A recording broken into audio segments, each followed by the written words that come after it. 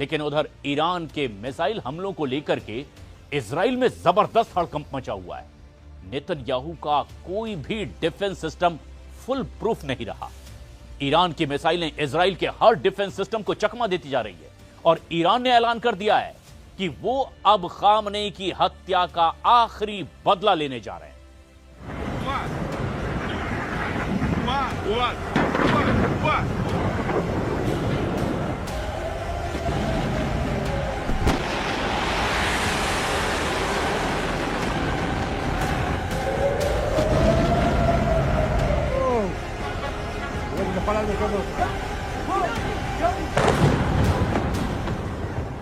Israel में अगला target कौन है? ईरान में सर्वोच्च नेता अली खामेनेई की हत्या का बदला लेने के लिए ईरान कहां-कहां मिसाइल दागने जा रहा है। ईरान के टारगेट पर इस वक्त इजराइल की टॉप लीडरशिप है।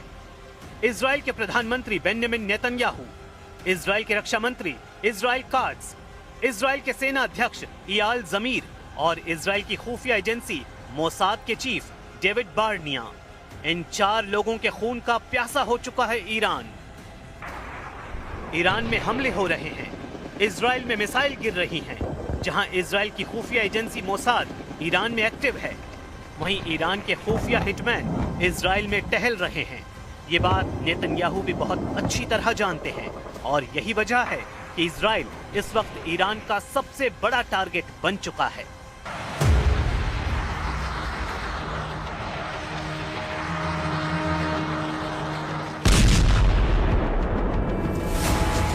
पश्चिमी यरूशलेम में मिसाइल अटैक, तेल अवीव के करीब बेत शेमेश में हमला।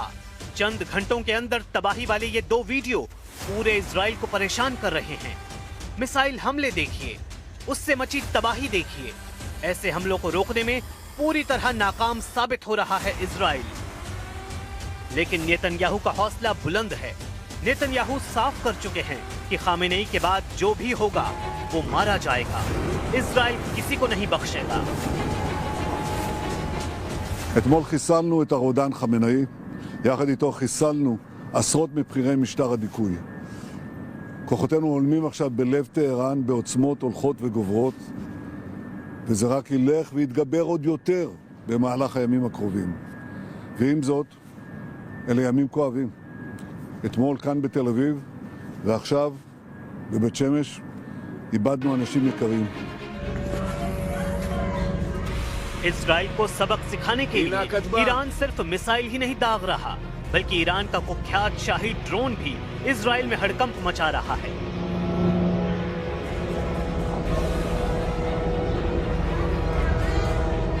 ये वीडियो उत्तरी इजराइल से आया है, जहां ईरान का शाहिद 136 ड्रोन अपनी बदनाम आवाज के साथ तेजी से उड़ रहा है। इजराइल के आसमान में शाहिद ड्रोन के पहुंचने का मतलब है इजराइल का एयर डिफेंस सिस्टम नाकाम साबित हो रहा है। ये ड्रोन 2000 किलोमीटर दूर से उड़कर इजराइल पहुंच गया और इजराइल इसे रोकने में फेल हो गया।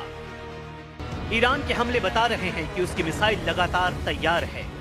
ईरान पर हर हमले का मुंहतोड़ जवाब दिया जाएगा।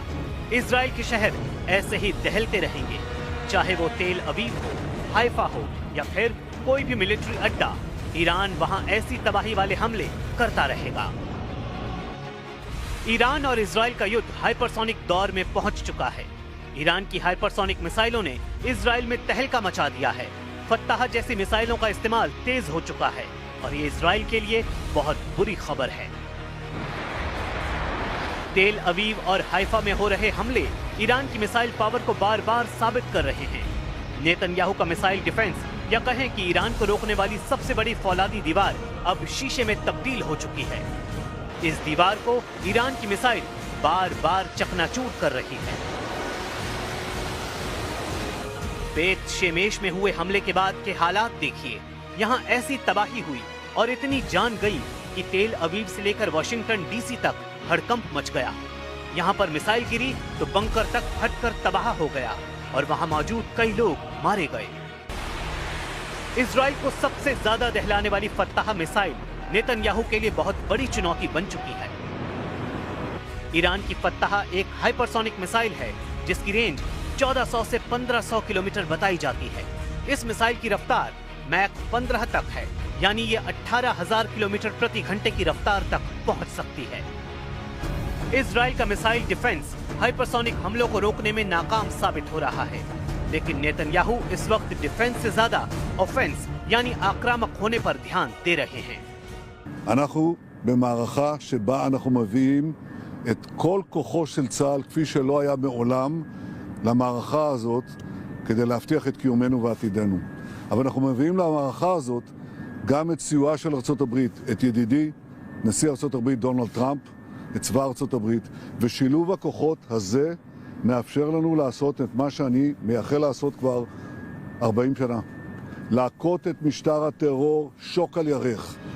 इजराइल पर हुए हमलों में जिन मिसाइलों ने तबाही मचाई है उनकी लिस्ट देख लीजिए, क्योंकि यही अब तक नेतन्याहू के लिए सबसे बड़ी परेशानी बनी है। इनमें सबसे खतरनाक फत्ताह-1 और खैबर शिकर मिसाइल शामिल हैं। इसमें कद्र और इमाद मिसाइल भी शामिल हैं। फत्ताह हाइपरसोनिक मिसाइल की रेंज 1400 किलोमीटर है। खैबर शिकर मिसाइल की रेंज 1450 किलोमीटर है। कद्र मिसाइल की रेंज 2000 किलोमीटर तक है और इमाद की रेंज 1700 किलोमीटर है। ये सभी मिसाइल इजराइल के खिलाफ ऑपरेशन में दागी जा रही हैं। तेल अवीव से लेकर हाइफा और अशदोद से लेकर बीर शीबा और शेफाल जैसे छोटे शहरों पर भी इन्हीं मिसाइलों से हमले हुए हैं।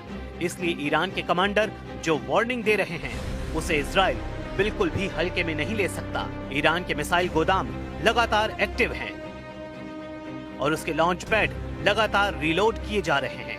इनमें सबसे ज्यादा खतरनाक है ईरान की फत्ताह मिसाइल।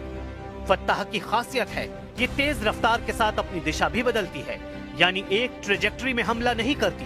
ये पृथ्वी के वायुमंडल के अंदर और बाहर सभी दिशाओं से गुजर सकती है और जब टारगेट पर हमला करती है तो इसकी रफ्तार इतनी ज्यादा होती है कि दुश्मन का इसे देखना भी मुश्किल है। ये बात नेतन्याहू बहुत अच्छी तरह जानते हैं। ऐसे में इजराइल में अगला कहां धमाका होगा, कौन सी मिसाइल कहां गिरेगी, इसे लेकर इजराइल के मिसाइल ट्रैकिंग रेडार सिस्टम काफी प्रेशर में है। इन सबसे खास है अमेरिका का थाड मिसाइल डिफेंस सिस्टम, जो पूरे इजराइल को बचाने के लिए तैनात किया गया है। थाड 200 किलोमीटर की दूरी तक दुश्मन की किसी भी मिसाइल को मार सकता है। ये 150 किलोमीटर की ऊंचाई तक किसी भी मिसाइल को इंटरसेप्ट कर सकता है। अमेरिका के पास थाड की 7 बैटरियां हैं। एक बैटरी में 6 ट्रक माउंटेड लॉन्चर होते हैं।